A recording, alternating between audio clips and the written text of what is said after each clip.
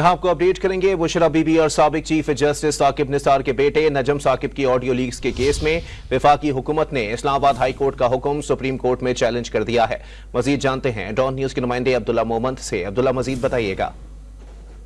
बीबी और साबिक chief justice Saqib Nisar के बेटे नजम साकिब के ऑडियो लीक्स के मामले पर वफाकी हुकूमत ने इस्लामाबाद हाई कोर्ट का हुक्म जो है वो सुप्रीम कोर्ट में वो फैसला चैलेंज कर दिया है। दरखास्त में इस्तदा की गई कि इस्लामाबाद हाई कोर्ट का 25 जून का हुक्मनामा कलअदम करार दिया जाए, क्योंकि इस्लामाबाद हाई कोर्ट के सिंगल बेंच ने हक़ाइक़ के मुनाफी फैसला दिया है। हाई कोर्ट ने वो रिलीफ दिया जो मुवक्किल की जानिब से मांगा भी नहीं गया था। इस्लामाबाद हाई कोर्ट ने इख्तियारात से तजावुज़ किया। दरखास्त में इस्तदा की गई कि दरखास्त में स्पीकर कौमी असम्बली और पीटीए समेत दीगर जो है वो उनको फरीक बना दिया गया और उसमें ये कहा गया है कि इस्लामाबाद हाई कोर्ट का फैसला जो है वो कलअदम करार दिया जाए। जी बहुत शुक्रिया अब्दुल्ला मोहम्मद अपडेट करने के लिए।